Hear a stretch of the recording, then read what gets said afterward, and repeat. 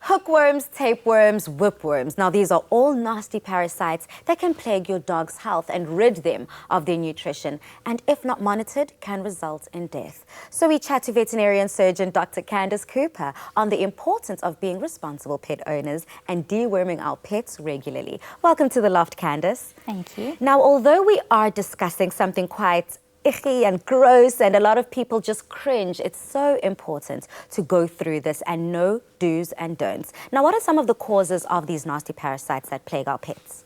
So while it's not something that's nice to think about, worms are everywhere.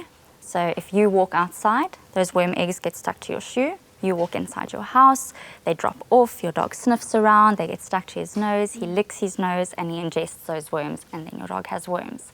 So that's how they pick it up. And if you go to areas like dog parks where there's a lot of dogs, there's going to be a lot of worms.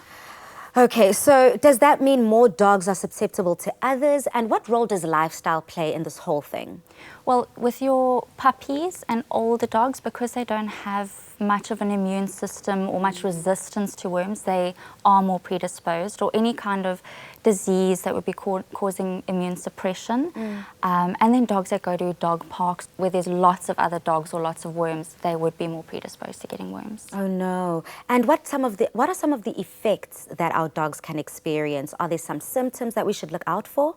So probably the most common symptom that dogs are brought in for with having worms is licking their bum, or when they drag their bum on the ground like that. That's called scooting. That's one of the signs of worms, one of the signs that people notice. By the time it's at that point, your dog's got quite a few worms already. So regular deworming is important to prevent it from ever becoming a problem. Other signs would be, if it's really bad, they can vomit, they can have a diarrhea.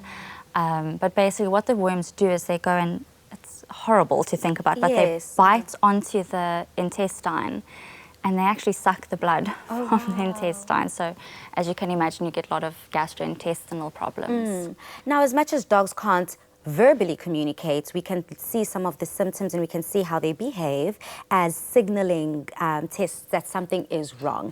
So what kind of feeling? Does it hurt the dog? Is it itchy in the intestines? How does it work? So the dog won't actually, because you don't have those types of nerves in the intestines, so they won't actually feel the worms in the intestines. But when they start passing the worms, that can cause a bit of itching around the bum. And what those worms do is they cause irritation in the intestine. So you get inflammation, and then that'll cause diarrhea and spasms and things like that. Of course. Are there any preventative measures that pet owners can take to ensure that their pet does not get worms? You know, prevention is always better than cure. There's not really any preventatives other than putting your dog in a bubble and never exposing them to anything, because like I said, worms are everywhere. Which would be cruel, of course. Yes. But yeah, so just regular deworming. In a healthy adult dog, every 3 months is fine. You can get them from your vet. They're little tablets. You also get liquids, but rather stick to the tablets because the liquids sometimes don't cover all worms. So every 3 months in a healthy adult dog that's living a normal lifestyle. Obviously, if they're in an area where there's a lot of worms, then you need to do it more frequently, but your vet will be able to guide you on that. Puppies more frequently. And Dr. Candice, lastly, I want to find out if, unfortunately, your dog does have worms now and the diagnosis is too late, where to from here? What can pet owners do? Well, if they're showing the signs that we spoke about, like the itchy bum and simple stuff like that, then you can just go to your vet, pick up a dewormer and deworm your dog.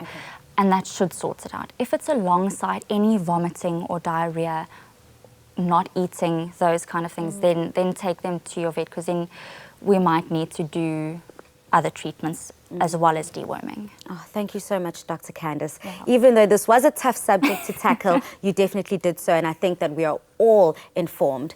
Now, it's important as responsible pet owners to always take the best care of our pets. And as I said before, remember that prevention is definitely better than cure. Now, you can always consult your personal vet regarding treating your furry loved ones.